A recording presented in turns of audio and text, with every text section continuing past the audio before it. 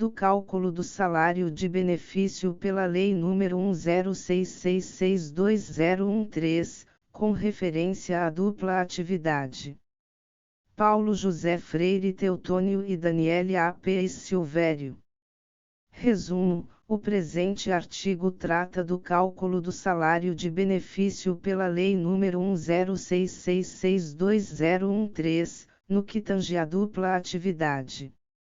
Sendo assim, será feita uma interpretação entre o artigo 32, da Lei nº 8.213/91 e a aplicação da Lei nº 1066620113, a qual é mais favorável ao segurado.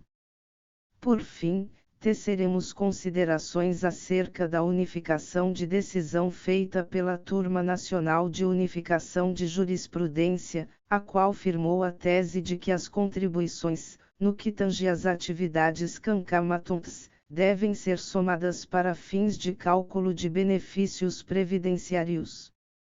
1. Notas introdutórias.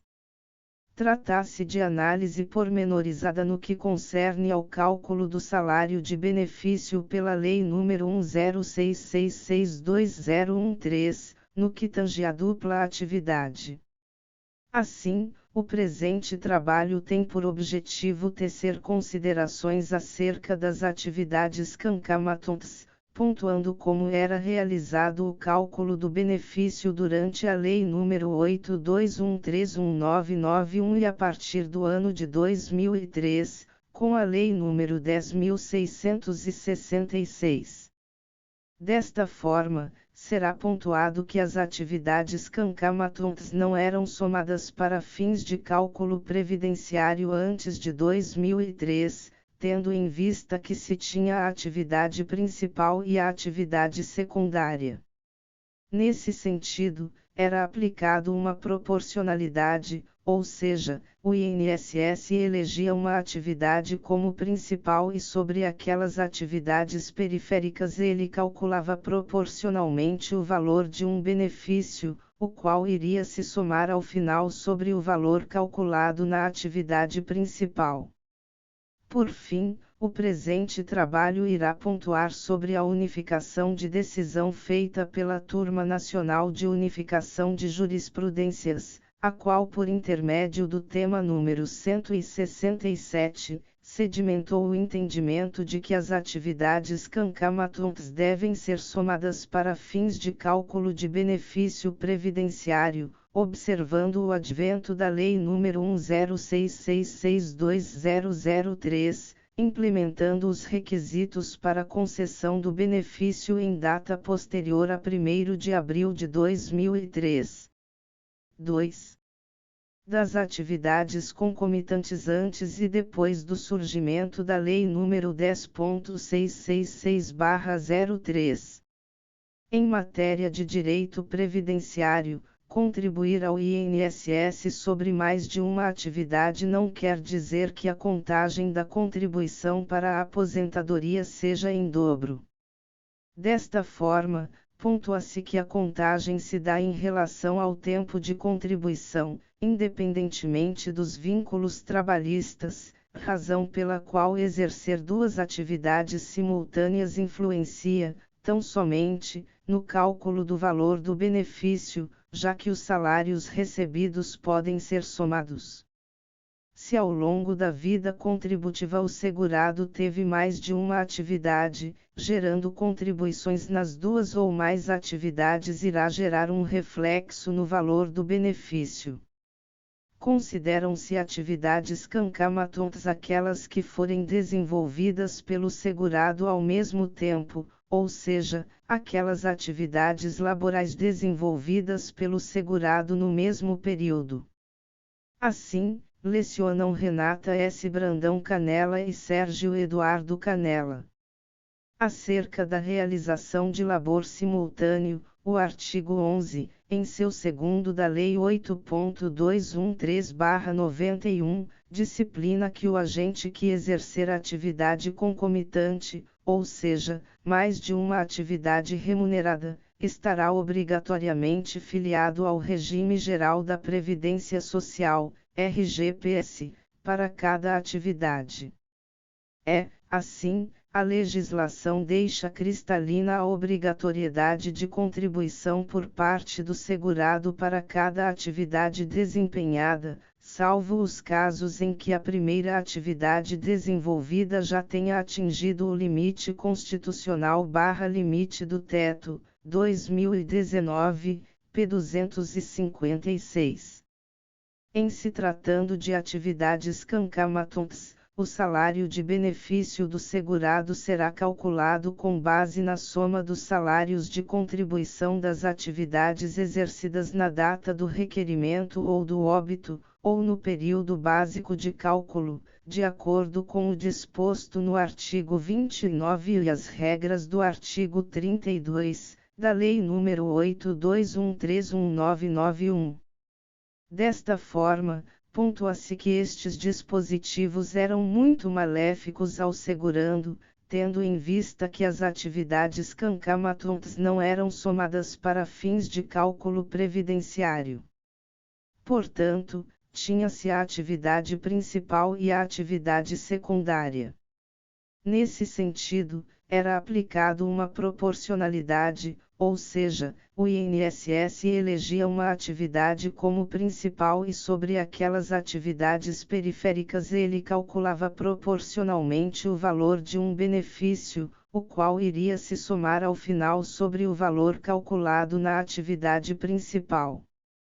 À vista disso, com o advento da Lei nº 1066620003, o legislador estabeleceu, ainda que implicitamente, que todas as contribuições deveriam ser somadas, sendo elas da mesma atividade ou mesmo grupo de empresa, o que prejudicou o contribuinte, tendo em vista que não subsistiam razões para que suas atividades concomitantes fossem calculadas separadamente, razão pela qual deviam os salários serem somados, aplicando-se o fator previdenciário uma única vez.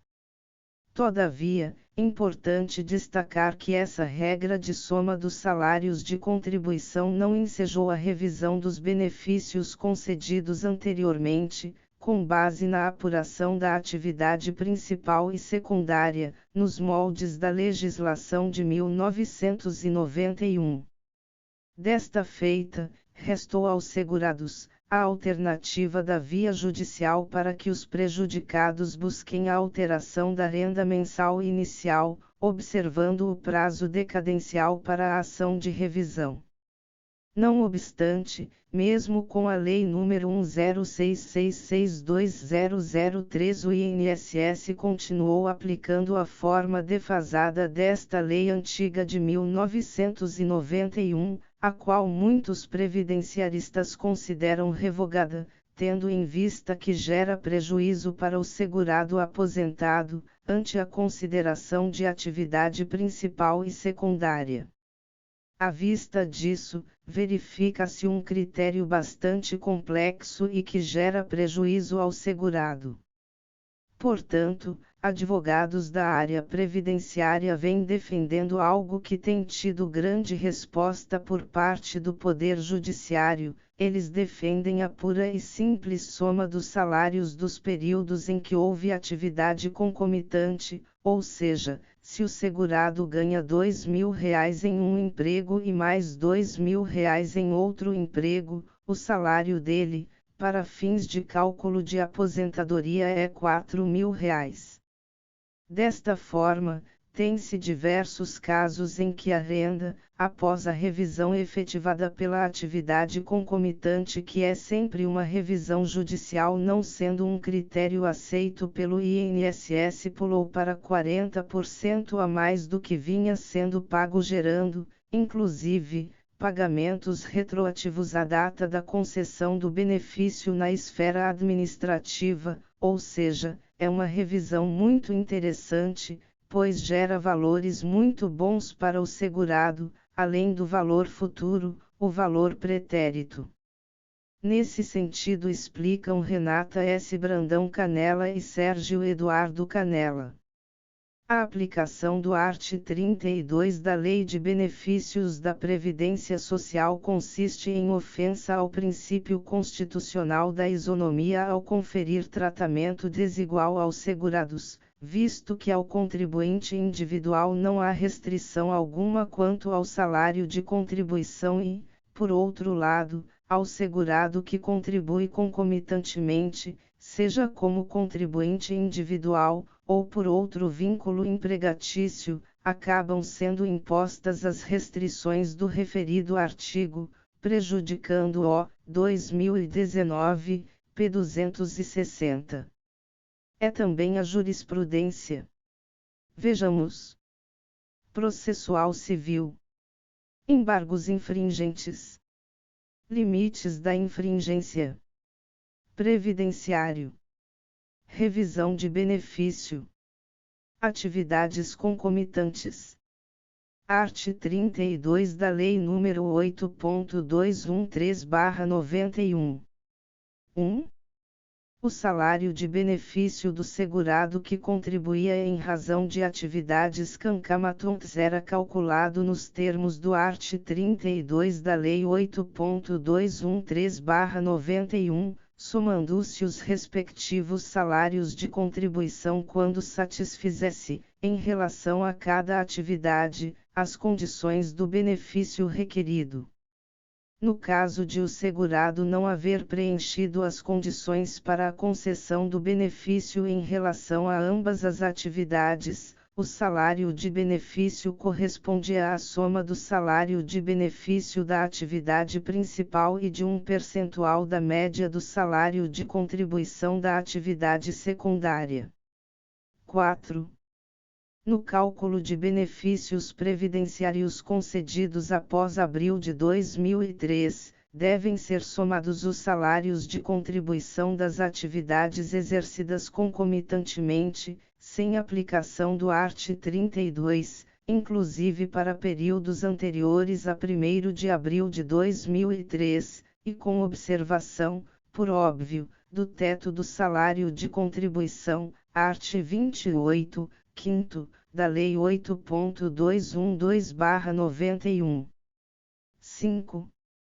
No caso concreto, em face dos limites da infringência, fica assegurado o direito da parte autora, de adicionar os salários de contribuição das atividades cancamatontes, a partir da competência abril/2003, inclusive, destacou-se, Brasil, STJ. Constata-se, assim, que prevalece o entendimento de que deve haver a soma dos salários de contribuição das atividades exercidas concomitantemente para os benefícios concedidos após abril de 2003, em face da derrogação do artigo 32, da Lei nº 8.2013 de 1991, tendo em vista que a legislação superveniente, ainda que implicitamente, fixou novos critérios de cálculo da renda do benefício. 3. Da unificação da decisão pela Turma Nacional de Uniformização da Jurisprudência. Com o avanço legislativo no que concerne ao cálculo do benefício das atividades cancamatontes, levou-se em consideração os precedentes jurisprudenciais de que o cálculo do salário de benefício de segurado em razão de atividades cancamatontes deve ser somado. Assim, foi firmado o representativo de controvérsia tema número 167 da Turma Nacional de Uniformização da Jurisprudência, TNU. Vejamos. Tese firmada. O cálculo do salário de benefício do segurado que contribuiu em razão de atividades cancamatontes vinculadas ao RGPS e implementou os requisitos para concessão do benefício em data posterior a 1º de abril de 2003, deve-se dar com base na soma integral dos salários de contribuição, anteriores e posteriores a abril de 2003, limitados ao teto. À vista disso, importante pontuar que este tema foi levado à TNU a pedido do INSS para uniformização, buscando reformar um acórdão que manteve sentença garantindo ao segurado o direito à revisão da renda mensal inicial, mediante a soma dos seus salários de contribuição vertidos de forma concomitante. Nesta ação em questão, o INSS sustentou que o cálculo deveria ser feito com base na atividade principal e na atividade secundária, tendo em vista a ausência de preenchimento dos requisitos em cada uma das atividades exercidas pelo contribuinte. Todavia, a juíza federal Luísa Iquel-Gamba sustentou em seu voto que deveria prevalecer o entendimento de que os cálculos de benefício previdenciário concedidos após abril de 2003 deviam ser somados, conforme o entendimento que prevalece na 4ª Região da Justiça Federal, citado no tópico anterior, com estrita observância à derrogação do artigo 32, da Lei nº 8.213/91 pela legislação superveniente de 2003, a qual fixou novos critérios de cálculo, entendimento o qual é ratificado pela Turma Nacional de Unificação de Jurisprudências. Portanto, levando-se em consideração tudo que fora exposto, Carlos Alberto Pereira de Castro e João Batista Lazari pontuam que as contribuições dos segurados que laboraram em atividades cancamatuntas devem ser somadas, influindo em uma nova renda mensal inicial e, consequentemente, em uma nova renda atual, no pagamento de todos os atrasados ao segurado que obtiver a implementação desta tese em sede de ação revisional, 2020, p. 803. 4. Considerações finais. Considerando tudo o que fora exposto neste trabalho, pode-se concluir que as atividades cancamatuntas são aquelas em que o segurado do INSS exerce sua atividade em mais de um estabelecimento ou exerce diversas atividades, as quais devem ser somadas para fins de cálculos previdenciários. Nesse sentido, o presente trabalho teve por objetivo fazer uma interpretação do artigo 32, da Lei nº 8.213/1991, o qual era extremamente prejudicial ao segurado no que concerne ao cálculo do salário de benefício. À vista disso, tecemos considerações acerca do advento da Lei nº 1066620003, a qual trouxe benefícios ao segurado, tendo em vista que, ainda que o legislador pontuou que para fins de benefícios previdenciários os salários do contribuinte que exercia atividades cancamatuntas deveriam ser somados. Desta forma, vários segurados buscam a justiça, visando ter seu benefício revisto com a soma de todas as suas contribuições, em face da derrogação do artigo 32, da Lei nº 8.2013 de 1991. Assim, buscando uniformizar as decisões, tendo em vista que o INSS ainda continuou considerando a atividade principal e a atividade secundária para cálculo de benefícios de atividades cancamatuntas, a Turma Nacional de Unificação de Jurisprudências, por intermédio do tema número 167, sedimentou que o cálculo do salário de benefício do segurado que contribuiu em razão de atividades cancamatuntas vinculadas ao RGPS e implementou os requisitos para concessão do benefício em data posterior a 1º de abril de 2003. Deve-se dar com base na soma integral dos salários de contribuição, anteriores e posteriores a abril de 2003, limitados ao teto. Posto isto, conclui-se que as atividades cancamatuntas devem ser somadas influindo em uma nova renda mensal inicial e, consequentemente, em uma nova renda atual, no pagamento de todos os atrasados ao segurado que obtiver a implementação desta tese em sede de ação revisional.